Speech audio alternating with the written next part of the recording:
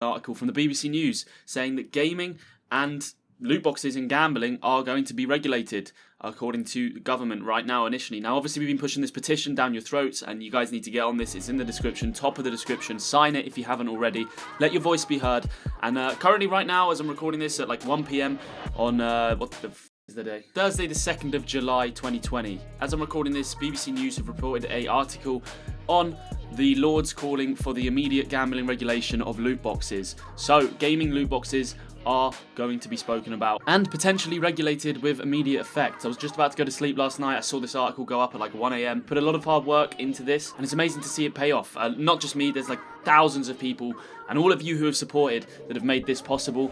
Lots of big creators have come out and spoke about this and hopefully it's made a difference. If you want to get involved and do your bit, please do sign the petition at the top of the description. There's 40,000 plus signatures on that right now and every signature would help and it takes about a minute to do. So if you're a UK resident, just quickly sign that petition and come back to this video. Loot boxes have had a really negative effect on a lot of people's lives. We've spoke about that in detail in other videos, from speaking with victims of this loot box system in FIFA, EA Sports FIFA, to people who have become addicted to gambling as a direct result of loot boxes in games. So let's have a quick look through this article. The House of Lords Gambling Committee says video game loot boxes should be regulated under gambling laws. The Lords say they should be classified as games of chance, which would bring them under the Gambling Act of 2005. If a product looks like gambling and feels like gambling, it should be regulated as gambling, says their report. And they warned that such change should not wait, which is great to see. FIFA 21 comes out in October, and I'd love to see regulations put in place before that game comes out live. Now, I'm realistic, and I'm mainly talking about EA Sports because that's what I know about. But I understand a lot of you would have clicked on this video who maybe don't watch FIFA videos, don't know anything about EA Sports, and you're coming at this from another angle of loot boxes being bad. I mean, COD has a history of bad loot boxes, there's a lot of mobile games out there, and just generally, gaming is sort of plagued by these loot boxes, and it's really slid under the radar until hopefully now. EA Sports are $1 billion company. They're going to have a strong legal team, they're going to have a fight against this, and we'll have to see what happens. Hopefully the UK follows Belgium and regulates this, doesn't back down, and we can actually start to maybe get a decent FIFA or football game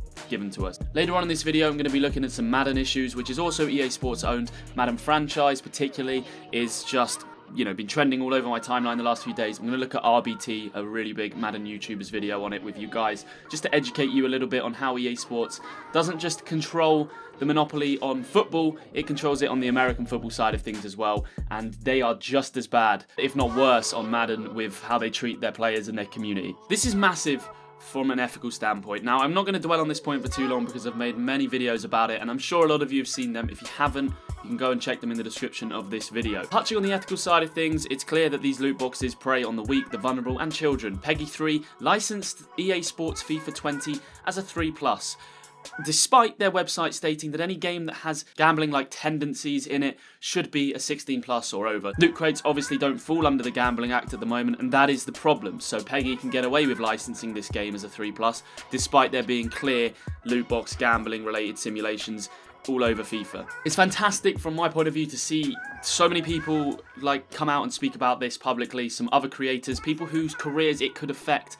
Obviously, Ultimate Team YouTubers coming out and saying this is bad. And then obviously a lot of you guys get angry at the bigger content creators who don't come out and speak about it. But I understand, right? It's their job, it's their family's security. It's a difficult position to be in. Hopefully, though, this does spark a change. Now, people think that I want to see FUT and Ultimate Team and FIFA crumble to the ground. I don't. I just want to have an enjoyable gaming experience. Like, at the end of the day, my job as well is revolving around FIFA at the moment.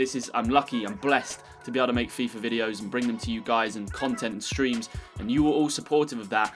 And we know that we're just being shortchanged every single time we play this game, and it just feels wrong. We feel like we've been cheated out of a real game because they just put all of their effort, all of their money, and all of their resources into these pack systems that make them billions a year. So we understand why, but it's just shameful. From a FIFA standpoint, I think that if these loot boxes were regulated, it might push us in a direction where we get a better game. I can't see how, if they can't allocate as many resources and time to making microtransactions as big a part of the game, surely they can put a few more developers into making the game engine run smoother, or making new game modes, or developing existing game modes like career mode, manager mode, and all of those things like pro clubs that could have so much more energy put into them. But right now it's being put into which shiny card you're going to get next week, and then they go again and again and again. What you need to do is sign the petition in the description if you haven't already, and just keep up to date with this on Twitter. It's trending number 2 in the UK, which is just a madness. I'm having people, family and friends who have nothing to do with the YouTube scene reach out to me and go, oh wow, the petition you guys were promoting is now like trending. Oh, it's now going into the House of Lords' hands. Oh, they want to make sure that it goes into the House of Parliament. Madness. And it proves you can make a big difference in things, because we are, in the grand scheme of things on YouTube, a pretty small channel still. And we picked up that petition on about 6,000 likes. How ingrained YouTube is in the DNA, I just said like. 6,000 signatures on it.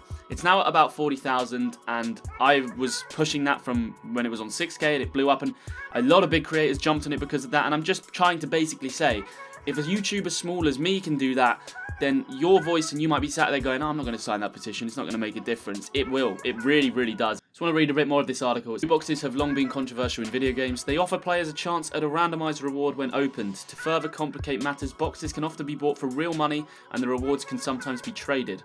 Lord Grade, chairman of the committee, told BBC Breakfast that lots of other countries have already started to regulate loot boxes because they can see the dangers which it is teaching kids to gamble. And that is the biggest problem with this whole thing, is the children involved. Oh, won't somebody please think of the children? Are literally being manipulated in front of their parents' eyes. The parents buy the game, they see 3+, they don't think to check for gambling. You don't think to check for nudity in a 3+ game. You wouldn't think to check for gambling when you buy it for your kids. So the parents are doing their due diligence by checking a game, being like, oh, it's a 3+, no worries, you can have it, go and play with it, give it to their 6-year-old. But he's sat there looking at the packs and all the shiny advertisements on there. Lord Grade went on to say the Gambling Act was way behind what was actually happening in the market, but he added that the overwhelming majority of the report's recommendations could be enacted today as they don't require legislation. The Lord's report is wide-ranging, covering the entire gambling industry, but focuses in part on new forms of gambling and those targeted towards children. There is academic research which proves that there is a connection, though not necessarily a casual link, between loot box spending and problem gambling, it says. You do not have to have a bachelor's in psychology to realise that opening shiny loot crate packs on FIFA could possibly lead to further gambling tendencies. I mean, you're starting a kid off with his biggest interest. Most boys or girls' interests in this country, the young kids, is footballers. They love footballers. Footballers are heroes to children, so they get FIFA for Christmas. They can't play with any of their heroes unless they spend a little bit of daddy and mummy's money. They spend a little bit of money, they're left a little bit disappointed because they don't get any of the shiny players, but their mate next door got Ronaldo in a pack, so what do? They go and open more packs and more packs until they don't ever get Ronaldo, because the chances of that are literally 0.1 out of a million. You just have no idea if you're going to get him. Interestingly enough, EA Sports do not make the pack weight percentage or likelihood public. They withhold all that information. Sounds a little bit shifty, right? And as this child is in his developing years, he is forming a connection with loot boxes, opening something where you don't know what's going to come out, and the highs and lows that come with that. I mean, one expert, Dr. David Zendel, explained to the committee that either loot box spending causes problems gambling due to their similarity, or that people who have gambling problems spend heavily on loot boxes, but he warned that either way the connection was extraordinarily robust. The Lord's report concludes that ministers should make new regulations which explicitly state that loot boxes are games of chance. It also says the same definition should apply to any other in-game item paid for with real money, such as FIFA Player Pack. I want to finish off this topic on this article. There's a bit more information in there, it's in the description. So looking at the last paragraph here, researchers told the committee esports represents the largest growth opportunity for sports gambling and presents a particular worry as its players and spectators are young. And that is the most important thing to consider here. FIFA is a 3+. Esports is one of the biggest growing markets in the world. Esports could potentially be as big as sports in 10 years from now, and a lot of children are into esports. FIFA's esport game mode revolves solely around spending money on loot crates. I do not care about the minority of people in this comment section who are going to say it's possible to trade your way up. It is not possible for a 7-year-old to dedicate enough time to FIFA Ultimate Team to trade their way and learn the market, to manipulate it so that they can have the best players in the game, so that then they can play against me, where I have 20k to spend on FIFA, and they can compete. It's just not possible. A large majority of the pro FIFA players are represented by organisations or football clubs who will give them an allowance to spend on FIFA packs so that they can buy better players from the game. Just think about that for a second. So whether you're represented by Man City, Fnatic, Optic, 100 Thieves, I'm naming ones that aren't involved in FIFA, but they're popular, so you might get an understanding. These organisations pay their players or give their players an allowance to spend when FIFA comes out of maybe £1,000, £2,000, £500, £200, whatever it is, depending on the size of the organisation and player, to invest into FIFA's Ultimate Team before they've even kicked a ball on the pitch so that they can have a good starting team. And then when they go into qualifying, they have a better team than, say, me, where I don't spend any money on the game. Shambles. Shambles. And this is, esports is obviously meant to be child friendly. Gaming is child friendly. 3+ games are meant to be for children to enjoy as well as adults. I said this a million times. Sign the petition. Just sign the petition. Let your voice be heard. Get on Twitter. Start talking about it. We've wrote to MPs. We've wrote to government officials. We've wrote to people about this. We've put videos out there, and there's so many bigger creators and great creators out there doing the same thing, and it's amazing to see. Hopefully some change actually comes. I want to quickly look at Madden, and I know you're going to be a bit like, who cares? But this is important. Madden 21 just came out, so FIFA 21 is coming out soon. They just released the NFL Madden 21.